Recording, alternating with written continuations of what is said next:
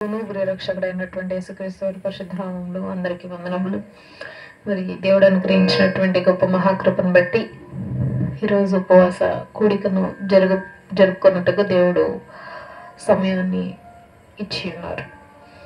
అయితే ఈరోజు మనము చెప్పుకోబోయేటువంటి ఈ రాత్రి కాలపు అంశం ఏంటి అని అంటే, క్రీస్తును అనగా దేవుణ్ణి మనము లోతుగా ఆయన గురించి మనము ఒకసారి గ్రహిస్తే, ఆయన గురించి తెలుసుకుంటే ఏం జరుగుతుంది, అసలు ఎందుకు ఆయన గురించి తెలుసుకోవాలి అనేటువంటిది మనం ఈరోజు అంశంగా తెలుసుకోబోతా ఉన్నాం. అసలు ఎందుకు ఆయన గురించి తెలుసుకోవాలి అని అంటే, మనము ఇక్కడ వారము కాము, పరదేశులము అని చెప్పి బైబిల్ సెలవిస్తుంది. మరి పరదేశులము అన్నప్పుడు ఆ పరదేశంలో ఆల్రెడీ ఇంకొక మనుషులు నివసిస్తూ ఉండుండొచ్చు, ఇంకొకరు.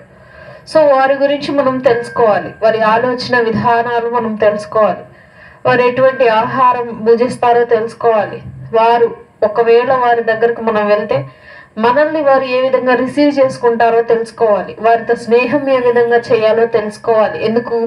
మన దేశం ఇది కాదు, మనం పరదేశంలో ఉన్నాము, మన సొంత దేశం వేరే దేశం కాదు. సో మనము పరలోక రాజ్యపు వారసులము అని చెప్పి బైబిల్ సెలవిస్తా ఉంది, దేవుడు సెలవించాడు. అయితే మనము పరలోక రాజ్య వారసులమైతే పరలోక రాజ్యంలో ఉన్న దేవునికి మనము చాలా దగ్గర బంధువులాగా, దగ్గరగా ఉండాలి. ఆయన ఆలోచనలు మనము కలిగి ఉండాలి, ఆయన మాట్లాడే విధానమే మనకు కూడా కలిగి ఉండాలి. సో ఆయనను మనం గ్రహిస్తే, ఆయన గురించి మనం తెలుసుకుంటే మనము కూడా ఆయనతో పాటు పరలోక రాజ్యంలో నివసించడానికి వీలవుతుంది. అలాగే ఆయన గురించి ఎందుకు తెలుసుకోవాలి అని అంటే, మనం పరలోక రాజ్యానికి వెళ్ళాలి కాబట్టి మనం తెలుసుకోవాలి. ఇంకొకటి, ప్రభువుని మనము గ్రహిస్తే, లోతుగా గ్రహించిన వారు బైబిల్లో కొంతమంది ఉన్నారు. వారు గ్రహించటం మూలంగా వారి కలిగిన లాభాలను మనం ఒకసారి గ్రహిస్తే, ఒకసారి తెలుసుకుంటే, వారి జీవితాలలో వారు గ్రహించిన విధానం మనం తెలుసుకుంటే వారికి వచ్చినటువంటి ధన్యత మనకు కూడా వస్తుంది అనేటువంటిదే ఈరోజు అంశం. అయితే దేవుణ్ణి గ్రహించిన వారు బైబిల్లో చాలా మంది ఉన్నారు. ఆ గ్రహించినటువంటి వ్యక్తులు పొందినటువంటి బహుమానాలు, ధన్యతలు ఇంకా చాలా ఉన్నాయి. వాటిలో కొంతమంది వ్యక్తులను మీకు ఈ రాత్రి కాలంలో నేను పరిచయం చేయాలని ఆశపడతా ఉన్నాను. మరి మొదటిగా ఆదికాండము 6వ అధ్యాయము 9 నుండి 12 వచనాలు. ఆదికాండము 6వ అధ్యాయము 9 నుండి 12 వచనములు. నీతివరుడు తన తరములో నిందారహితుడనై ఉండెను. నోవాహు దేవుడు నీతో కూడా నడిచినవాడు. షేము, హాము, యాపేతును 3 కుమారులను నోవాహు కనెను. భూలోకము దేవుని సన్నిధిని చెడిపోయి ఉండెను. భూలోకము బలత్కారముతో నిండి ఉండెను. దేవుడు భూలోకమును చూచినప్పుడు అది చెడిపోయి ఉండెను. భూమి మీద సమస్త శరీరులు తమ మార్గమును చెరిపి వేసుకొని ఉండిరి. ఇది ఆదికాండంలో ఫస్ట్ గా దేవుడు చూపించినటువంటి ఉగ్రత, బహుభయంకరమైన ఉగ్రత అని చెప్పచ్చు. అయితే ఇక్కడ మనం గమనించినట్లయితే, ఇక్కడ నోవాహు గారు నీతిపరుడు అని చెప్పి బైబిల్ సెలవిస్తా ఉంది. దేవాది దేవుడు ఒక మనుష్యుడిని, అంటే ఈ భూలోకం మొత్తంలో దేవుని సన్నిధిలో ఉన్నటువంటి ప్రజలందరూ, కొంత ప్రాంతంలో ఉన్నటువంటి ప్రజలందరినీ గమనిస్తూ, ఎక్కడ చూసినా ఎవరిని చూసినా పాపంతో నిండిపోయిన వారు, బలత్కారంతో నిండిపోయిన వారుగా ఉన్నారు. సో ప్రతి ప్రాంతమును వెతుక్కుంటూ వెళ్తుంటే ఒక వ్యక్తి కనిపించాడు, నోవాహు. ఆయన ఎవరు, ఎలాగున్నాడు అంటే నీతిపరుడుగా ఉన్నాడు, నీతిమంతుడుగా ఉన్నాడు. ఇట్టి నీతిమంతుడు మాత్రమే బ్రతకాలి అని చెప్పి అతనిని మాత్రం పడవలో చేర్చి మిగతా వారిని మొత్తాన్ని నీటితో ముంచివేయటం జరిగింది. సో ఆయన నీతిపరుడు గనుక, ఆయన దేవుని మాట అంగీకరించాడు గనుక, ఆయన దేవుని మాట వింటూ ఆ యొక్క ఆజ్ఞ ప్రకారం చేస్తున్నాడు గనుక, దేవుడి ఆజ్ఞలను తూచా తప్పకుండా పాటిస్తున్నాడు గనుక, దేవుణ్ణి మరచిపోకుండా పాపమును చేరదీయలేదు గనుక అతడు నీతిమంతుడయ్యాడు, అతను ఓడలోకి ప్రవేశించగలిగాడు. సో మనము కూడా దేవుణ్ణి గ్రహిస్తే, ఇక్కడ నోవాహు గారు దేవుణ్ణి గ్రహించారు. ప్రపంచంలో చాలా మంది దేవుళ్ళు ఉంటారు, మనము ఒక దేవుణ్ణి మనం గ్రహించాలి. అయితే నోవాహు గారు ఆ యొక్క దేవుణ్ణి ఆయన గ్రహించి, ఆయన నిజ దేవుణ్ణి గ్రహించి నిజ దేవుణ్ణి ఆరాధిస్తూ ముందుకు వెళ్ళటం మూలంగా ఆయన ప్రాణమును ఆయన కాపాడుకున్నాడు. సో మనము కూడా ఇదే విధంగా మనము కూడా దేవుణ్ణి గ్రహిస్తే, దేవుని గురించి లోతుగా ఆలోచిస్తే, దేవుడు చెప్పినటువంటి మాటలు వింటే, దేవుని చూపించినటువంటి ఆజ్ఞలను పాటిస్తూ ఉంటే, మనము కూడా లోతుగా గ్రహించిన వారమై ఉండి మనల్ని కూడా దేవుడు నీతిమంతుడు అని చెప్పి మనల్ని కూడా దేవుడి చేయి విడిచిపెట్టకుండా సపరేట్ గా మనల్ని తీసుకెళ్లిపోయి వేరే స్థలంలో మన ప్రాణమును కాపాడుతాడు దేవుడు. తర్వాత ఇంకో వ్యక్తిని గమనిద్దాం. ఇదే విధంగా హెబ్రీయులకు రాసిన పత్రిక 11వ అధ్యాయము, హెబ్రీయులకు రాసిన పత్రిక 11వ అధ్యాయము 24వ వచనం. హెబ్రీయులకు రాసిన పత్రిక 11వ అధ్యాయము 24వ వచనం. మోషే పెద్దవాడైనప్పుడు విశ్వాసమును బట్టి ఐగుప్తు ధనము కంటే క్రీస్తు విషయమే నింద గొప్ప భాగ్యమని ఎంచుకొని అల్పకాలమున పాపభోగము అనుభవించుట కంటే దేవుని ప్రజలతో శ్రమ అనుభవించుట మేలని యోచించి ఫరో కుమార్తె యొక్క కుమారుడని అనిపించుకొనుటకు ఒప్పుకొనలేదు. ఏలైనగా అతడు ప్రతిఫలముగా కలగబో బహుమానమందు దృష్టి ఉంచెను. ఇక్కడ మోషే గారిని గమనించవచ్చు. పౌలు గారు మోషే గారి గురించి చెప్తున్నారు, ధర్మశాస్త్రం రాసినటువంటి మోషే గారు. ఈయన ఒక చరిత్ర ఒకసారి మనం గమనిస్తే, ఈయన పుట్టే టైంలో ఫరో రాజు చిన్నపిల్లలందరినీ చంపేస్తా ఉంటాడు. ఆ చిన్నపిల్లల్ని చంపించే క్రమంలో మోషే గారి తల్లి మోషే గారిని కాపాడటానికి జమ్ము పెట్టిలో పెట్టి నైల్ నదిలో వదిలేస్తుంది. నైల్ నదిలో ఆ బిడ్డ వెళుతూ ఉన్నప్పుడు తన అక్క అయినటువంటి ప్రవక్త అయినటువంటి తన అక్క తను చూసుకుంటూ తన తమ్ముడు ఎక్కడ తప్పిపోతాడో, ప్రవాహంలో కొట్టుకుపోతాడో అని చూసుకుంటూ వెనకాల వెళ్ళటం జరిగింది. తర్వాత ఫరో యొక్క కుమార్తె, ఫరో యొక్క చెల్లెలు ఆ యొక్క బిడ్డని పెంచుకోవటం జరుగుతుంది. సో ఆ విధంగా పెంచుకుంటూ ఉన్నప్పుడు రాజ సన్నిధిలోనే, రాజుగారి గృహంలోనే ఆ యొక్క మోషే పెరగటం జరిగింది. అయితే తర్వాత కొన్ని రోజుల తర్వాత పెద్దవాడయ్యాక, ఊహ వచ్చాక ఇజ్రాయేలీలు చూసేటప్పుడు వాళ్ళ ఎందుకు జాలి పడటము, వాళ్ళ ఎందుకు కనికరం చూపటం మొదలు పెట్టాడు. వారిలో ఒకటిని అప్పటికీ తెలీదు. ఇక తర్వాత కొన్ని తప్పుల మూలంగా తాను వేరొక దేశం పారిపోవటం జరుగుతుంది.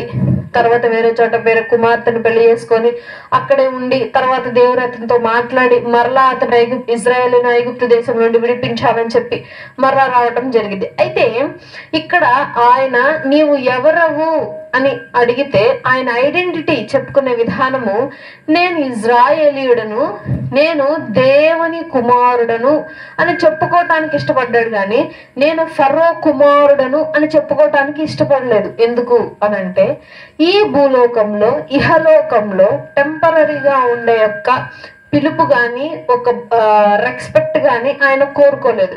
ఫరో కుమారుణ్ణి అని చెప్తే ఎంతమంది అయినా సరే దూరం జరుగుతారు, ఎందుకంటే రాజకుమారుడు కాబట్టి. సో రాజకుమారుడి దగ్గరికి ఎవరు రారు, రాజకుమారునికి ఎటువంటి శ్రమలు కష్టాలు జరగవు, సుఖభోగాలు అనుభవిస్తూ ప్రశాంతంగా బ్రతకచ్చు. కానీ అటువంటి జీవితం కంటే దేవుడిచ్చే నిత్య జీవం గొప్పది అని చెప్పి ఆయన ఆలోచించి, ఆయన గ్రహించి, ఈ యొక్క బిరుదు కంటే, రాజకుమారుడు అనే బిరుదు కంటే, రాజకుమారుడు అనేటువంటి గౌరవం కంటే దేవుని ఎడల, దేవుని కోసము పొందే నింద గొప్పది అని చెప్పి మోషే గారు ఏం చేశారు అని అంటే, నేను ఫరో కుమారుణ్ణి అని చెప్పుకోవటానికి ఆయన ఇష్టపడలేదు, ఒప్పుకోలేదు, ఎక్కడా చెప్పలేదు. ఆయన దేవుని బట్టియే నిందలు పొందాడు, దేవుని బట్టియే ఇజ్రాయేలీలు ఎదుట సణుగు కొనుటకు కారణమయ్యాడు, చిరాకు పడుటకు కారణమయ్యాడు. వారిని తీసుకువెళ్ళి ఎలాగైనా సరే ఆ యొక్క ప్రాంతంలో వదిలేసిన నాయకుడిగా మిగిలిపోయాడు. కాబట్టి ఈయన చేసింది ఏంటి అనంటే, మనం కూడా అంతే, లోకంలో పలానా వారి బిరుదు మనం కూడా కావాలి, పొందుకోవాలి అనుకుంటాం, పలానా గౌరవం కావాలి అని కోరుకుంటాం. ఇవన్నీ కొంతకాలం మాత్రమే స్థిరము కావు.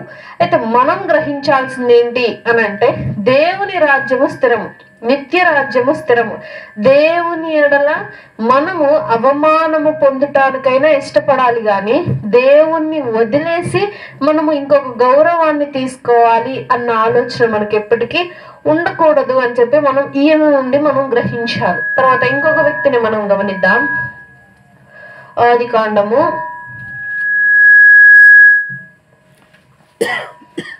37వ అధ్యాయము 11వ వచనం. ఆదికాండము 37:11.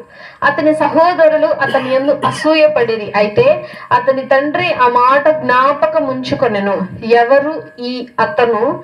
ఈ అతను సహోదరులు ఎందుకు ఇతని యందు అసూయపడిరి.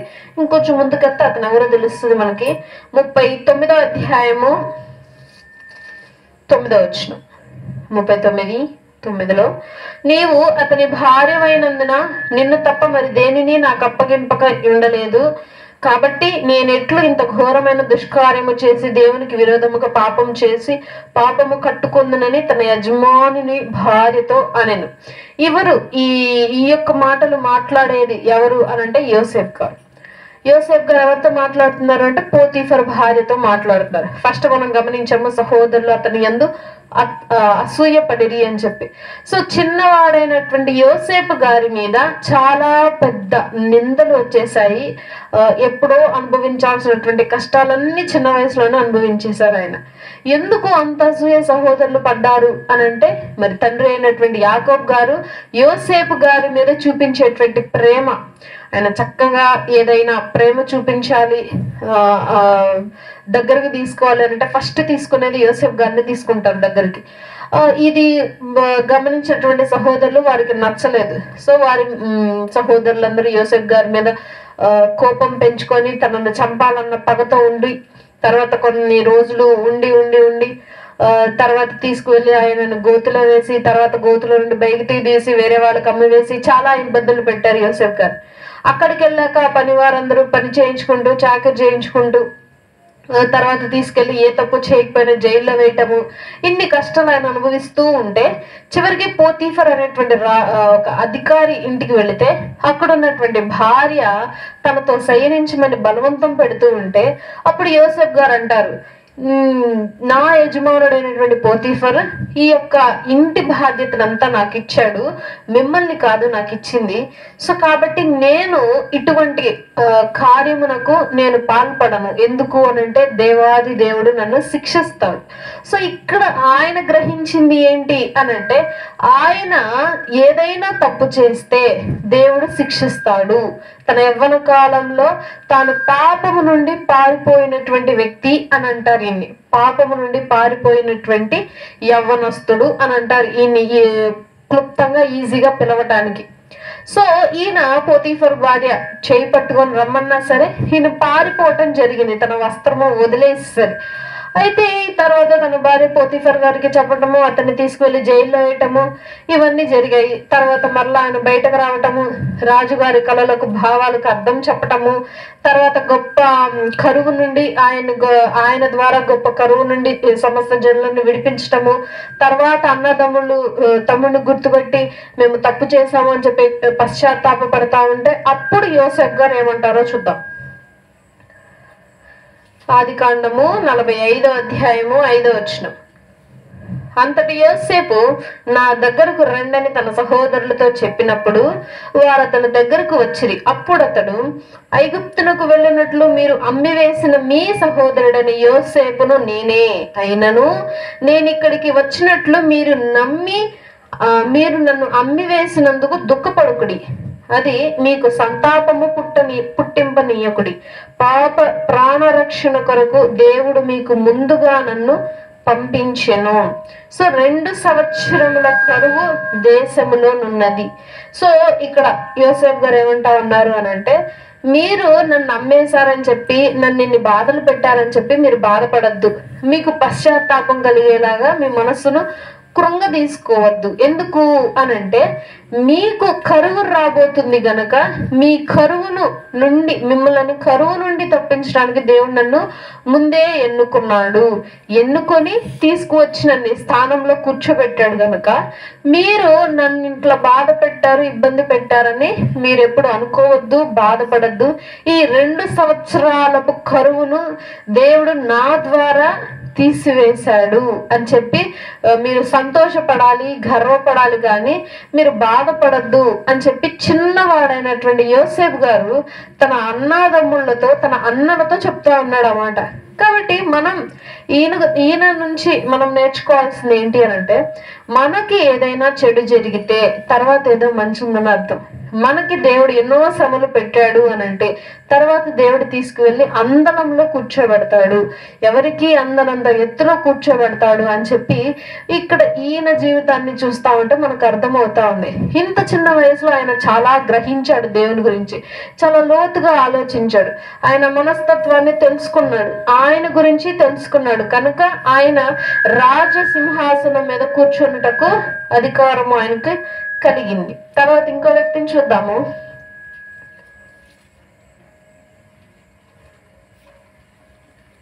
ఆదికాండము 5వ అధ్యాయము 22వ వచనము. 5వ అధ్యాయము 22వ వచనం. హానోకు 65 ఏండ్లు బ్రతికి మెతూషలను కనెను. హానోకు మెతూషలను కనిన తరువాత 300 ఏండ్లు దేవునితో నడుచుచు కుమారులను కుమార్తెలను కనెను.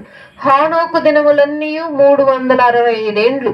హానోకు దేవునితో నడిచిన తర్వాత దేవుడు అతను తీసుకుపోయెను గనుక అతడు లేకపోయెను. సో ఎక్కువగా ఫస్ట్ కొనిపోబడినటువంటి వ్యక్తి మరణించకుండా కొనిపోబడినటువంటి వ్యక్తి ఎవరు అని అంటే హానోకు గారు. మరలా బైబిల్ మొత్తంలో ఎక్కువ రోజులు బ్రతికినటువంటి ఒక వ్యక్తి ఈయన కుమారుడు మెతూషల. సో ఈ హానోక్ గారు ఈయన బ్రతికి ఉన్నంత కాలము దేవునితో నడుస్తూనే ఉన్నాడు. దేవుని అక్కడ చేయ వదలలేదు, ప్రార్థించడం వదలలేదు, ఆయన స్తుతించడం వదలలేదు, ఆరాధించడం ఆపలేదు. సో ఆయన బ్రతికిన దినములన్నీ దేవునితో నడుస్తూనే ఆయన ప్రాణంతోనే ఆయన దేవుని దగ్గరకు వెళ్ళిపోయాడని చెప్పి మనం ఇక్కడ గమనిస్తా ఉన్నాం. అంటే ఈయన ఏం తెలుసుకొని ఉండుంటాడు అని అంటే ఈయన నిత్య జీవం గురించి అర్థం చేసుకున్నాడు.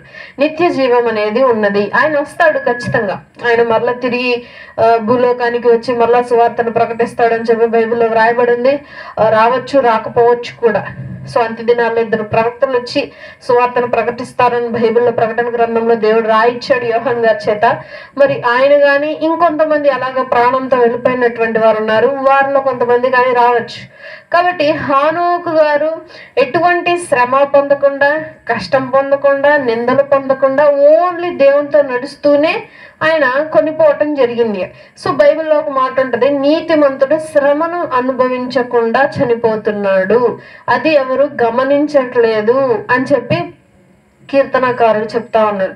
నీతి పరుడు మంచోళ్ళు తొందరగా చచ్చిపోతారు, చెడ్డలు ఎక్కువగా బ్రతుకుతారు అంటారు. అందుకే బైబిల్ చెప్తా ఉంది, నీతి పరులను ఎప్పుడు దేవుడు వేరుగా ఉంచుతాడు, పాపులను వేరుగా ఉంచుతాడు. సో ఈయన గ్రహించినది ఏంటి అని అంటే ఈయన దేవునితో నడుస్తూ ఉంటే నిత్య జీవము మనము దక్కించుకోగలము అనేటువంటిది ఈయన గ్రహించాడు కనుక ఈయన దేవునితో నడుస్తూనే ఉన్నాడు. తర్వాత ఇంకో వ్యక్తిని గమనిద్దాం. యోబు గ్రంథము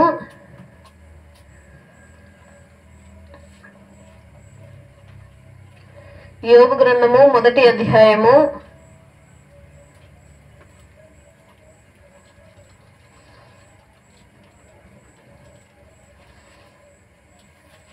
1వ అధ్యాయము 11 నుండి 12 నుండి 22 వచనములు. ఫస్ట్ 2 వచనాలు చదువుతాను. యోబు గ్రంథము 1వ అధ్యాయము 11వ వచనం నుండి.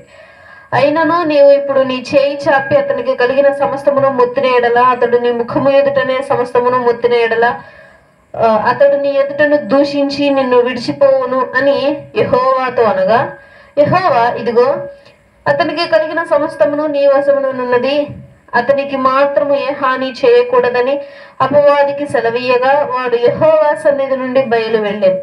ఇదంతా మనం మనకి తెలిసినదే. ఇక్కడ నుండి 22 వచనాల దాకా యోబు గారికి జరిగిన నష్టాలు, ఆయన అనుభవించినటువంటి బాధలే కనిపిస్తాయి మొదటి అధ్యాయం మాత్రం. మొదటి అధ్యాయంలో గమనిస్తే కొంతమంది దేవదూతలు వచ్చి వారి ఆస్తిని కొంత నాశనం చేస్తాయి, వారి కుమార్తెలు చచ్చిపోతారు, పనివారు చచ్చిపోతారు, వారికి ఉన్నటువంటి కోళ్ళు, ఎడ్లు, పశువులు, పశు సంపద అంతా చనిపోతుంది. సో ఇవన్నీ ఒక్కొక్క పనివారు ఒక్కొక్క భాగంగా చెప్పి ఈ భాగం నశించిపోయింది, ఈ భాగం నశించిపోయింది అని చెప్తారు. వెంటనే ఆయన బట్టలు చింపుకొని ఏడుస్తూ కింద పడిపోతాడు. వెంటనే ఆయనకు కుష్టి వ్యాధికి కూడా వచ్చేస్తుంది. ఎందుకు ఇంత ఆయన అనుభవించడానికి కారణం? ఇన్ని శ్రమలు ఎందుకు ఆయనకి అనంటే దేవుని నుండి తొలగిపోతాడా లేదా అనేటువంటిది పరీక్ష. ఎవరెవరికి? యెహోవా దేవునికి, అపవాదికి ఇద్దరు పోటీ పెట్టుకున్నారు. సో వాళ్ళు ఎవరు నెగ్గుతారు అని చెప్పి ఆయనను మధ్యలో నుంచోబెడితే ఆయన బూడిద రాసుకుంటున్నాడు వంటికి, పెంకులతో ఎక్కడ దురదోస్తే అక్కడ గీక్కుంటున్నాడు, కూర్చుంటున్నాడు, ప్రార్థన చేస్తున్నాడు, పడుకుంటున్నాడు. భార్య వచ్చి ఎందుకయ్యా ఈ బతుకు, చచ్చిపోరాదు అని చెప్పి అన్నా సరే మరలా ప్రార్థిస్తున్నాడు, ఆమెని ప్రేమిస్తున్నాడు, మరలా ఆయన జీవితాన్ని సాగిస్తున్నాడు. మరలా దూర దేశంలో ఉన్నటువంటి 3 స్నేహితులు చక్కగా కాలు నడకన వచ్చి అతని కోసం చూసి, ఆయన బాధను చూసి వాళ్ళు రోధించి, ఇక ఎందుకు ఈ బతుకు, నువ్వు దేవుడు అనేటువంటి నమ్మిన అతన్ని విడిచిపెట్టేసి, అతన్ని ఏదో ఒక మాట నీ మనసారా ఏదో కోపం ఉంటది మనసులో, అది తిట్టేసి చచ్చిపో అని అన్నా సరే ఆ 3 వ్యక్తులు వారిని ప్రేమించాడే తప్పితే వారు చెప్పినట్టు చేయలే, వారి మీద కోపం కూడా పెంచుకోలే. సో సాతాను అన్ని విధాలుగా అతన్ని కృంగదీద్దాము, అతనిలో ఉన్నటువంటి ఒక తప్పుని ఎత్తి చూపిద్దాము, నేనే నెగ్గాలి అని చెప్పి ఒక ఆలోచన కలిగి యోబు గారి మీద ఒక పరిణామం పన్నిన యెహోవా దేవుని యందు భయము, భక్తి, ప్రేమ ఉన్నటువంటి యోబు గారు ఎక్కడ ఏ విధంగా కూడా భక్తిలో చలించలేదు. బైబిల్లో ఒక మాట ఉంటది, యోబు ఆలోచనలోను నడవడికలోను పాపం చేయలేదు అని ఉంటది. కాబట్టి అతని తర్వాత దేవుణ్ణి ఘనపరిచాడు, దేవుడు గెలిచేలా చేశాడు గనుక అపవాది క్రమంలో అపవాది తలదించుకునేలాగా దేవుడు తల ఎత్తుకునేలా చేశాడు గనుక 2 ఆస్తి యోబు గారి వశమైంది తర్వాత. అయితే మరి ఈయన నుండి మనమేం నేర్చుకోవాలి అనంటే, ఈయన గ్రహించినది ఏంటి దేవునిలోనంటే ఆయనే ఇచ్చెను, ఆయనే తీసుకునేను. సో ఆయన గ్రహించింది ఏంటి? ప్రతిదీ ఆయనే ఇచ్చాడు. మనం కష్టపడితే ఈ భూమి మనకు రాలేదు, మనం కష్టపడితే ఒక మొక్క మొలవదు. ఇవి జస్ట్ ఆ మొక్క భూమిలో వేయటం మట్టుకే మన బాధ్యత. అది మొలిచినా మొలకపోయినా అది భూమి బాధ్యత, దాన్ని మొలిపించే దేవుని బాధ్యత తప్పితే మనం ఏమి చేయలేం. సో కష్టపడకుండానే మనకి భూమిలో అన్ని సౌకర్యాలు అన్ని అందాయి. సో మనం చేసుకునే ప్రతి వస్తువు, మనం ధరించే ప్రతి వస్తువు, మనం తినే ప్రతి ఆహారము మనం చేసుకున్నది కాదు, సృష్టి అందించిందే. ఈ సృష్టిని చేసింది కూడా ఆయనే. సో ఇదంతా మనకి ఆయనే ఇచ్చాడు, అవసరమైతే ఆయనే తీసుకుంటాడు. సో కాబట్టి ఇందుకోసం మనమే కష్టపడక్కర్లేదు. ఈ బైబిల్లో ఒక ప్రవక్త ఉంటాడు. ఒక ప్రవక్త ఎండను నడుచుకుంటా వెళ్ళి ఒక సొర చెట్టు దగ్గర కూర్చుంటాడు, ఒక చెట్టు దగ్గర కూర్చుంటాడు. ఆ సొర చెట్టు బాగా పెరిగి మంచి నీడనిచ్చింది. 2 రోజులకు అది వాడిపోయి చచ్చిపోయింది. ఇక అప్పుడు గదువుతాడు. సురుకు తగిలేసరికి, ఆ ఎండ సురుకు తగిలేసరికి ప్రవక్తకి ఈ చెట్టు చచ్చిపోయింది, ఎందుకు చచ్చిపోయింది, ఏంటి బాధ నాకు, ఏంటి అసలు అని చెప్పి దేవుని కోపంతో మాట్లాడుతూ ఉంటే అప్పుడు దేవుడు అంటాడు, నువ్వు కష్టపడి పెంచింది ఈ సొర చెట్టు కాదు, ఇది నేను పెరగమంటే పెరిగింది, నేను వాడిపోమంటే వాడిపోయింది. సో నువ్వు కష్టపడకుండా జస్ట్ ఆ నీడలో సేద తీరావంతే. సో నీకు సురుకు తగిలితే నువ్వు తిరగబడుతున్నావు నా మీదే అని చెప్పి అంటున్నాడు. అంటే ఇక్కడ మనం అర్థం చేసుకోవాల్సింది ఏంటి అని అంటే, మనము సమకూర్చుకునేది కానీ మనము సంపాదించుకునేది కానీ ప్రతిదీ దేవుడు ఇచ్చింది, దాన్ని మనము వారసత్వంగా కొనసాగించుకుంటా ఉన్నాం.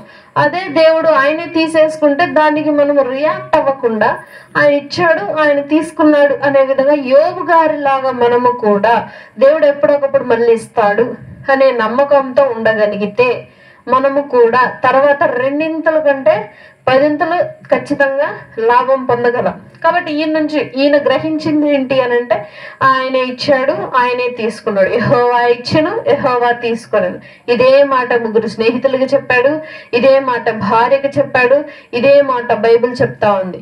కాబట్టి మనము కూడా ఇదే విధంగా గ్రహిస్తే, ఇదే విధంగా ఆలోచిస్తే, దేవుడు ఏదో ఒక సహాయం చేశాడు ఇప్పుడు ఎగ్జాంపుల్ మనకి, తర్వాత వెంటనే ఆ సహాయం ఆ యొక్క లైక్ ఎగ్జాంపుల్ ఒక ఇల్లు ఉంది మనకి, ఆ ఇల్లు తర్వాత కొన్ని అప్పుల మూలంగా ఇల్లు పోయింది.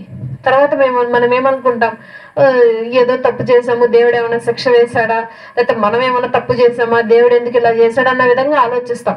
దేవుడే ఇచ్చాడు, దేవుడే తీసుకున్నాడు అనేటువంటి ఆలోచనలు కూడా మనం కలిగి ఉండాలి. దేవుడే ఆరోగ్యం ఇస్తాడు, దేవుడే తీసేసుకుంటాడు, దేవుడే మనకు కావాల్సిన ప్రతి అవసరత ఇస్తాడు, దేవుడు ఇవ్వకపోవచ్చు. కాబట్టి వీటన్నిటిని మనం గ్రహిస్తూ యోబు గారిలాగా మనం కూడా ఆలోచన విధానం కలిగి ఉంటే ఆయన తీసుకున్నట్టు డబుల్ ఆశీర్వాదం మనం కూడా పొందుకోగలం. తర్వాత ఫిలిప్పీలకు రాసిన పత్రిక 3వ అధ్యాయము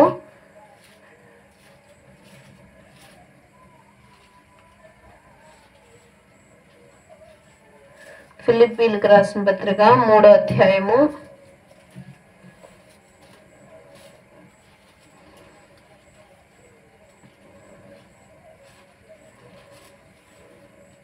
3వ అధ్యాయము 7-8 వచనాలు.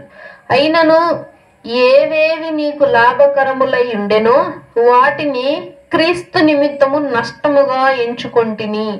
నిశ్చయముగా నా ప్రభు అయిన యేసు క్రీస్తును గూర్చిన అతి శ్రేష్టమైన జ్ఞానము నిమిత్తమై సమస్తమును నష్టముగా ఎంచుకొనుచున్నాను. కాబట్టి ఈ మాటలు ఈయన చెప్పాడు. ఇంకొకరు ఎవరు చెప్పారు బైబిల్లో? ఇదే మాట ఇంకొక వ్యక్తి కూడా చెప్పారు. ఆయన సమస్తమును పరీక్షించాడు, పరిశీలించాడు ఆ వ్యక్తి. ఇంకొకసారి చూద్దాం. ఫిలిప్పీలకు రాసిన పత్రిక 3వ అధ్యాయము 7-8 వచనాలు. అయినను ఏవేవి నాకు లాభకరములై ఉండెనో వాటిని క్రీస్తు నిమిత్తము నష్టముగా ఎంచుకొంటిని. నిశ్చయముగా నా ప్రభు అయిన యేసు క్రీస్తును గూర్చి అతి శ్రేష్టమైన జ్ఞానము నిమిత్తమై సమస్తమును నష్టముగా ఎంచుచున్నాను. పౌలు గారు చెప్పేటువంటి మాట ఏంటి అనంటే, ఈ ప్రపంచంలో జరిగే ప్రతీది, నాకున్న ప్రతీది క్రీస్తు నిమిత్తము వ్యర్థము. ఇవన్నీ నాకు అసలు లెక్కలోకి రావు, దేవునికి లెక్కలోకి రావు, నాకు ఉపయోగపడేవి కావు ఇవి అని అంటున్నాడు. ఇదే మాట జ్ఞాని అయినటువంటి సొలొమోను గారు కూడా అంటారు. ఈ మాట వ్యర్థము వ్యర్థము వ్యర్థము, భూలోకంలో జరిగే సూర్యుని కింద జరుగు ప్రతి కార్యము వ్యర్థము అని అంటాడు. ఏం తెలుసుకొని ఆయన ఇంత వ్యర్థము అని అన్నాడు అని అంటే, సమస్తమును పరీక్షించాడు ఆయన, సమస్తమును పరిశీలించాడు ఆయన, సమస్త పాపమును రుచి చూచాడు ఆయన. చూచి రాజు అయినటువంటి సొలొమోను గారు తర్వాత ఉపాధ్యాయుడయ్యాడు, ఒక టీచర్ అయ్యి ప్రతి ఒక్క గ్రంథాన్ని రాసి మనకు నేర్పుతున్నాడు. ఈ విధంగా ఉంటే మనకు నష్టం, ఈ విధంగా ఉంటే మనకు లాభం అని చెప్పి మనకు జ్ఞానం కలగాలంటే సామెతలు చదవాలి అని చెప్తాం. సో సామెతలు, ప్రసంగి, పరమగీతములు ఇవన్నీ ఆయనే రాయటం జరిగింది. సో ఈయన రాసిందంతా ఈయన అనుభవాలు. అయితే పౌలు గారు ఏం చెప్తా ఉన్నారు, అదే విధంగా ఈ ప్రపంచంలో జరిగే ప్రతిదీ వ్యర్థమే, క్రీస్తు నిమిత్తం ఏది మనము ఎంచుకోకూడదు. ఇప్పుడు సపోజ్ ఎగ్జాంపుల్ గా చాలా చాలా టెక్నాలజీ అడ్వాన్స్ అయిపోతుంది. ఇప్పుడు సిమ్లు బాగా అప్డేట్ అవుతా ఉన్నాయి. 4G, 5G, 6G, మళ్ళీ 6G రాబోతుంది. ఆ 6G 2030లో 6Gని లాంచ్ చేయబోతున్నారు. ఇంకా ఫాస్ట్గా వచ్చింది సిమ్, ఇంకా ఫాస్ట్గా డేటా వస్తున్నప్పుడు, ఇంకా ఫాస్ట్గా నెట్వర్క్ వస్తున్నప్పుడు భూలోకంలో రేడియేషన్స్ ఎక్కువైతాయి, జబ్బులు ఎక్కువైతాయి, చాలా నష్టం జరుగుతుంది. మనకి పని సులభంగా అవుతుంది, కానీ దాని వెంట కష్టాలు నష్టాలు కూడా తోడంటే వస్తాయి. లేదు ఇంకా తర్వాత బండ్లు, ఏదైనా కొత్త కొత్త వెహికల్స్ మనము తర్వాత ఇంకా ఇంప్రూవ్ చేసుకుంటే దాని మూలంగా కలిగేటువంటి చెడు కార్యాలు కూడా బోలెడున్నాయి. కాబట్టి అందుకే జ్ఞాని అయినటువంటి సొలొమోను గారు చెప్తుంది, మనము ఈ భూలోకంలో చేసే ప్రతి దానికి ఒక సైడ్ ఎఫెక్ట్ ఉంటది. మనం వేసుకున్న మందులకు కూడా సైడ్ ఎఫెక్ట్ ఉంటుంది. ఒకసారి వేసుకుంటే ఓకే, రెండోసారి వేసుకున్నా ఓకే, మూడోసారి నుండి సైడ్ ఎఫెక్ట్ చూపిస్తా ఉంటది. అది మనం తినే ఆహారంలో కల్తీ, మనం ధరించుకునే వస్త్రాల్లో కల్తీ ఉంటది, మనం పీల్చుకునే గాలిలో కల్తీ ఉంటది. ప్రతి దాంట్లోనూ ఏదో ఒక చెడు ఉంటూనే ఉంటుంది, ఏదో ఒక సైడ్ ఎఫెక్ట్స్ ఉంటూనే ఉంటాయి. కాబట్టి ఇవి మనం జ్ఞానం అనుకుంటాము, కానీ ఇవన్నీ క్రీస్తు నిమిత్తము, దేవుని చూపునకు ఇవన్నీ వ్యర్థము, ఇవన్నీ వేస్ట్ గా కనిపిస్తున్నాయి. సో పౌలు గారు ఇదే గమనించారు, పౌలు గారు ఇదే గ్రహించారు. ఏమని? క్రీస్తు నిమిత్తము ఏదైతే మనం ఎంచుకుంటామో అదే ఘనత. క్రీస్తు నిమిత్తం ఏం ఎంచుకుంటాం? మనం క్రీస్తుతో ఉంటే నిందలు పడాలి, క్రీస్తుతో ఉంటే అవమానాలు పొందాలి, క్రీస్తుని అంగీకరిస్తే మనకు శ్రమలు వస్తాయి, కష్టాలు వస్తాయి, మనల్ని దూరం పెడతారు. అదే క్రీస్తుని గ్రహించకుండా మనము లోకంలో ఉంటే అన్నీ మనకు వస్తాయి, కానీ వాటితో ఏమి లాభం లేదు. అదే క్రీస్తుతో మనం ఉంటే నిత్య జీవానికి వెళ్ళొచ్చు, పరలోకానికి వారసులు అవ్వచ్చు. ఇదే పౌలు గారు గ్రహించారు. అయితే మనం ఈ రాత్రి కాలంలో గ్రహించాల్సింది ఏంటి అని అంటే, ఫస్ట్ గా మనం చూసుకున్న కొంతమంది వ్యక్తులను చూసుకుంటే, హానోకు గారు దేవునితో నడుస్తూ ఆయన కనపడకుండా పోయెను. సో ఆయన దేవునితో నడుస్తూ, ఎందుకు ఆయన దేవునితో నడిచాడు? ఏం గ్రహించాడు దేవుని యందు అని అంటే, నిత్య జీవం అనేది ఒకటి ఉంది అని చెప్పి ఆయన గ్రహించాడు. సో అందుకు దేవునితో నడుస్తూ ఉన్నాడు. ఆయన కష్టాలు పొందలేదు, బాధలు, నిందలు, ఏ సమస్యలు లేకుండా ఆయన దేవునితో కొనిపోబడ్డాడు. తర్వాత యోసేపు గారు, అన్నలు అంత హింస పెట్టినా, నిందలు పెట్టినా, అవమానాలు పెట్టినా, చంపాలని చూసినా సరే వారిని క్షమించి దేవునికే ప్రార్థిస్తూ ఉంటూ, మరలా కొంతమంది స్త్రీలు వచ్చి అతనిని మభ్యపెట్టాలని చూసిన ఆ స్త్రీల నుండి పారిపోయినటువంటి ఆ యొక్క యవ్వనస్తుడు చివరికి తీసుకువెళ్ళి ఆ యొక్క ప్రాంతానికి, ఐగుప్తు ప్రాంతానికి ప్రధానమంత్రులుగా స్థానంలో కూర్చోబెట్టారు. సో ఇంత జరిగింది, అతనికి ఏం చేస్తే ఈ జరిగింది, ఈ అంత గొప్ప కార్యం జరిగింది. ఇంకో ప్రాంతంలో సామాన్యుడిగా బ్రతికేటువంటి యోసేపు గారు ఐగుప్తు దేశంలో గొప్ప రాజుగా, జనం కాని జనంలో ఎటువంటి బంధువులు గాని మిత్రులు గాని లేనటువంటి ప్రాంతంలో, అన్య ప్రాంతంలో తీసుకువెళ్ళి గొప్ప రాజుగా స్థిరపరచబడ్డాడు. ఎందుకు అని అంటే దేవుణ్ణి గ్రహించాడు. ఏ విధంగా గ్రహించాడు? ఎప్పటికైనా దేవుడు నన్ను గొప్ప స్థానంలో కూర్చోబెడతాడు అని చెప్పి. సో అదే విధంగా ఆయన తీసుకెళ్లి కూర్చోబెట్టడం జరిగింది.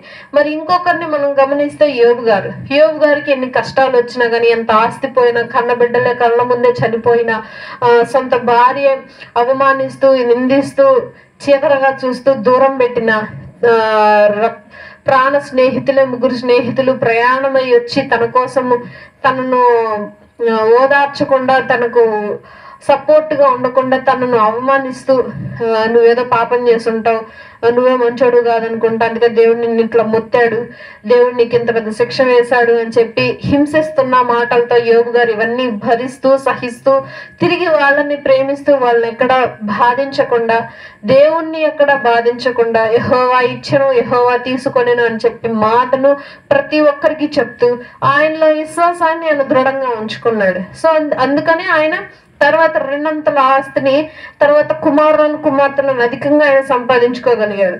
తర్వాత మనం స్టార్టింగ్ లో చూసుకుంటే నోవాహు గారు, ప్రపంచం మొత్తంలో మనుషులందరూ పాపంలోను బలత్కారంలోను నిండిపోయి ఉంటే ఈయన మాత్రమే నీతిపరుడై ఉన్నాడు. ఈయన కుటుంబం మాత్రమే నీతిపరులైంది. ఈ యొక్క కుటుంబం మొత్తము పడవలో ఉంది, మిగతా వారందరూ ఆ నీళ్ళల్లో చనిపోయారు. సో నీతిమంతుడు తీసుకువెళ్ళి దేవుడు పక్కన పెట్టాడు. సో ఈ విధంగా మనం గ్రహిస్తే, దేవుణ్ణి వీరు ఏ విధంగా అయితే గ్రహించారో మనము కూడా అదే విధంగా గ్రహిస్తే, మనం కూడా అదే విధంగా తెలుసుకుంటే, మనకి కూడా దేవుడు ఒక బిరుదు ఇస్తాడు, మనకి కూడా దేవుడు ఒక స్థానాన్ని ఇస్తాడు, మనల్ని కూడా దేవుడు తీసుకువెళ్ళి ఆయన నిర్ణయించుకున్నటువంటి స్థలంలో స్థిరపరుస్తాడు. ఆయన నిర్ణయించుకున్నటువంటి స్థలము పరలోకము. మనం పరలోకం వెళ్ళాలి అంటే ఆయన గ్రహించాలి, ఆయన గురించి తెలుసుకోవాలి, ఆయన మనస్తత్వం ఏంటో తెలుసుకోవాలి, ఆయన ఆలోచన విధానాలను తెలుసుకోవాలి, ఆయన చెప్పినట్టు మనం వింటూ రావాలి. సో ఆ విధంగా చేస్తే, ఆ విధంగా బ్రతికితే మనల్ని కూడా ఆయన దేశానికి, ఆయన రాజ్యానికి తీసుకువెళ్తాడు. లేదు అని అంటే మనము నరకానికి పాత్రులం అవుతాము. కాబట్టి మనము దేవుణ్ణి లోతుగా గ్రహించాలి అని చెప్పి ఈ రాత్రి కాలమున మీ అందరికి తెలియజేస్తూ, చిన్న మాటలు మన వినికిల్లో దేవుడు భద్రపరిచి, స్థిరపరిచి, ఆశీర్వదించి మన జీవితాలకు యొక్క మాటలు వెలుగుగా ఉండటకు సహాయం చేయమని చిన్న ప్రార్థన చేద్దాము. అందరి తల నుంచి కళ్ళు మూసుకున్నట్లయితే ప్రార్థన చేసుకుందాం. పరిశుద్ధుడు పరిశుద్ధుడు పరిశుద్ధుడు ప్రధాన దూతలతోనూ మానవ కోటే సమూహములతోనూ పొగడబడినటువంటి తండ్రి, నీ వందనములు, స్తుతులు, స్తోత్రం తండ్రి ప్రభువా. నిన్నటి వరకు మీరు రెక్కల కాపుదల్లో భద్రపరిచి మా జీవితంలో ఇంకొక రోజును అనుగ్రహించాను. వందనాలు. ఎంతో మంది రోజులకు నశించిపోతుండగా మీరు మమ్మల్ని లాగు చేయకుండా ఇప్పటికే సజీవులకు ఉంచిన విధానం బట్టి మీకు స్తోత్రం. నా తండ్రి ప్రభా, ఈ రోజు జరిగినటువంటి తండ్రి ప్రభా కార్యక్రమంలో అది నుండి అంతవరకు అధ్యక్షత వహించారు, మీకు స్తోత్రులు.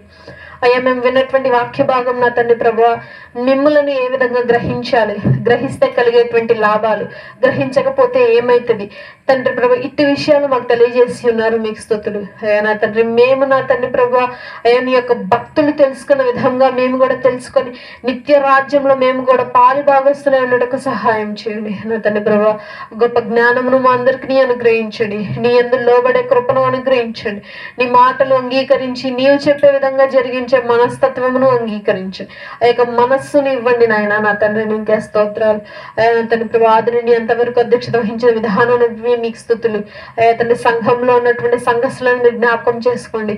అయ్యా తండ్రి ప్రభా చర్చకు కావాల్సినటువంటి తండ్రి ప్రభా అయ్యా నా తండ్రి కావాల్సినటువంటి పట్టా నా తండ్రి ప్రభా అయ్యా కొన్ని కర్రలు తీసుకొని నా తండ్రి ప్రభా మరలా చర్చిని నా తండ్రి పాడైపోయినటువంటి భాగాలను మరలా పునర్నిర్మించి ఉన్నాం నాయన. అయ్యా ఇట్టి కృప నా తండ్రి ఈ యొక్క వారంలో మీరు మాకు అనుగ్రహించారు, మీ కృతజ్ఞతలు. చేసే ప్రతి పనిలో మీరు తోడుగా ఉన్నారు, జ్ఞానాన్ని అనుగ్రహించారు, కృతజ్ఞతలు. అయ్యా తండ్రి మరలా నీ యొక్క మందిరమును తీర్చిదిద్దుటకు సహాయం చేశారు, మీ కృతజ్ఞతలు. అయ్యా నా తండ్రి ప్రభా రేపు జరగబోయేటువంటి తండ్రి ప్రభా ఆరాధన క్రమంలో మీరు తోడుగా ఉండి సహాయం చేయండి. సండే స్కూల్ కార్యక్రమాల్లో తోడుగా ఉండండి, రాకపోకల్లో తోడుగా ఉండండి. ఆయా చిల్డ్రన్స్ మినిస్ట్రీలో ఉన్నటువంటి బిడ్డలను మీరు జ్ఞాపకం చేసుకోండి. ఆయా తండ్రి సండే స్కూల్ కు పంపేటువంటి ప్రతి ఒక్క తల్లిదండ్రులను మీరు తండ్రి ప్రభా జ్ఞాపకం చేసుకొని ఆయా తండ్రి వారు చేసేటువంటి పనుల్లో మీరు తోడుగా ఉండి సహాయం చేయండి. అయా రేపటి వాతావరణం మీ స్వాధీనంలో ఉంచుకోండి. ఆయన తండ్రి ఆది నుండి అంతవరకు అధ్యక్షత వహించండి.